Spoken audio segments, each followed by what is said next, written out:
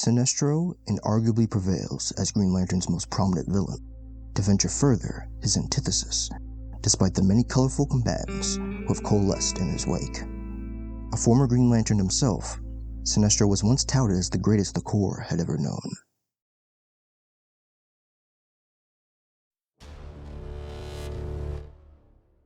Until an Earthman I trained took everything from me. Hal Jordan called me a fascist for the order I bestowed upon Corps. I was stripped of my ring, labeled the first renegade of the Green Lantern Corps. I was banished to the underbelly of the universe, the anti-matter universe, and delivered back into darkness. And amidst that very darkness, he would discover the ancestry to order, that which he so covets. Fear. And it would be mine. Sinestro would form a corps of his own, aptly named the Sinestro Corps, and subsequent videos will further expand upon those details as they become more relevant. Alas, for now, this amount must suffice, as today's depiction finds the character further along his arduous journey. With its moral fork forgone, Sinestro now well adjusted in his role as Fear's herald.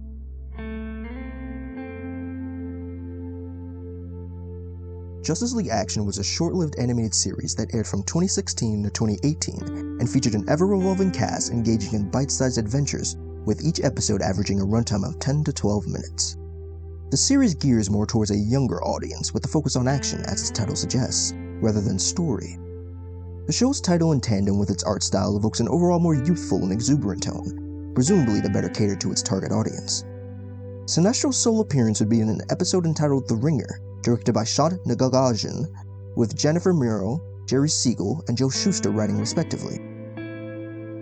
The episode features Sinestro serving as the chief antagonist to the aforementioned Earthman, one by the name of Hal Jordan. We spectators are thrust into the fray of their ongoing battle, one prolonged by Sinestro's ring refusing to wane, with Jordan's in desperate need of a recharge. Upon the cusp of victory, a cavalry emerges of long-standing leaguers, including Wonder Woman, Superman, and most notably the Atom, whose shrinking abilities prove paramount as the battle unfolds. Both Superman and Wonder Woman, titans in their own right, endeavor to thwart Sinestro, to no avail. As fate would have it, the League would arrive with Jordan's lantern power battery in tow. The pair now reunited, Jordan recites the Green Lantern Oath, thus restoring his powering to its full potential. Yet there remains the puzzle of Sinestro's own. The Atom takes it upon himself to infiltrate Sinestro's ring to uncover the source of its newfound stamina, and in doing so, he undergoes a series of fear-induced hallucinogenic episodes. These scenarios, while endearing, come off a tad trite, ultimately offering very little beyond sheer comedic hijinks. With that said, a fearsome feature did resonate. However, any satisfaction reaped from the Atom's supposed triumph over them, done so with a few echoes of encouragement courtesy of Jordan, mind you, is trampled underfoot due to the utterly breakneck pace.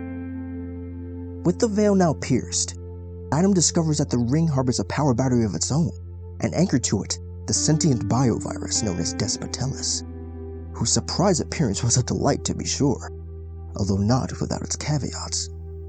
You see, the Atom's dispatching of Despotellus somehow relegates Sinestro's powering useless within an instant, which in my mind makes little to no sense. For instance, compare the powering to that of a cell phone. Now my phone, outdated as it might be, simply doesn't shut off the moment I unplug it from its charger, with it of course having been charging for some time. Mind you, while not an advanced piece of alien technology, I imagine certain principles to be universal. Perhaps Sinestro's output didn't lend for much conservation of energy, it's not entirely clear.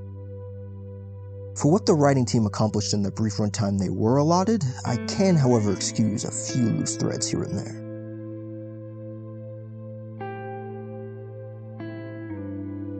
Fear, F-E-A-R, is a fashion of critique I've developed distilled to the factors I believe are key to a quality adaptation. First we have F for facsimile, or rather reasonable facsimile thereof, essentially how well we can identify an adaptation's appearance with that of its source. E, ethos, regards the character's spirit and how well it's represented. Next we have A for application, regardless of whether the character is well utilized in the questioned medium. And perhaps, most importantly, reverence, and the degree to which it's expressed through work on behalf of those who lent their talents to it. On the subject of appearance, here's Sinestro sport to look reminiscent of his modern comic counterpart, if not sleeker and more simplified per the show's aesthetic, one which I can't help but compare to that of the DC animated universe, given the apparent similarities of their design philosophies. The DCAU too took a swing at Sinestro, and one not too shabby at that if memory serves. Thankfully, the series affords me many a perspective refresher. As for ethos, well, I would be remiss if not to discuss Darren DePaul, who lent his voice talents as Sinestro and with it a splendid gravitas to an otherwise two-dimensional characterization. Prudence, intellect, strategy. They've never been your strong suits, Jordan. There's an air of superiority to his inflection, every word tinged with condescension, making for, dare I say, a nigh-perfect performance. Goodbye, Jordan.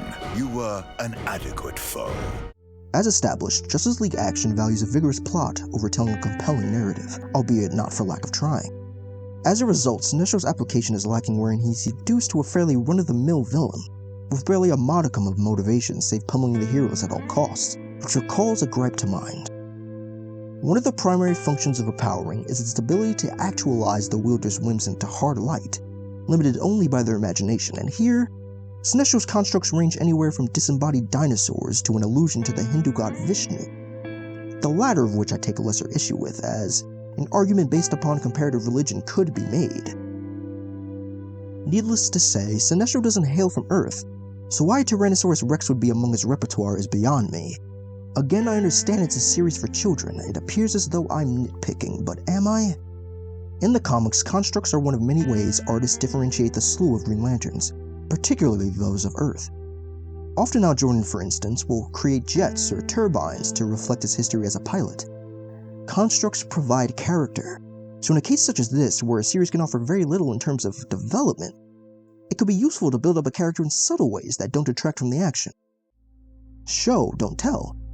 Sinestro's former profession was that of an archaeologist, at least in certain continuities, so evidence to portray that tidbit would prove insightful to his greater character. Greater here being the operative word. Though I suppose there isn't much too engaging about an archaeologist, save one with an affinity for whips and fedoras.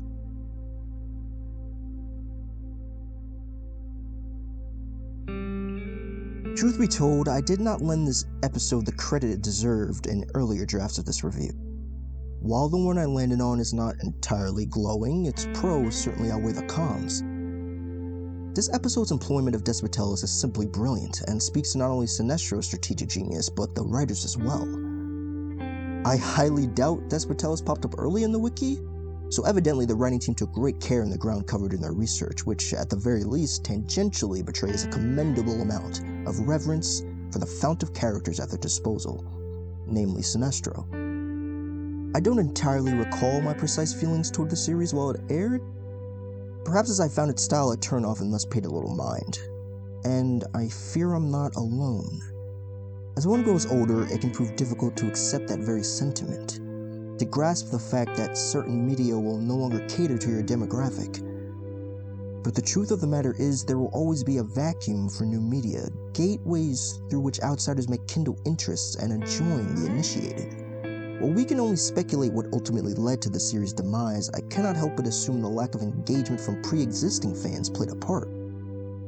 Hindsight has enlightened me to the value of such a series as Justice League Action, though posthumously, which is a shame. I feel as though I've failed it. So consider this review in part an effort toward amends. I recommend Justice League Action for those who too may have been premature in their assessments of it, and to those who have seen it, let yourselves be known by adding to the compendium below. I'd love to start a discussion. Until our next chapter.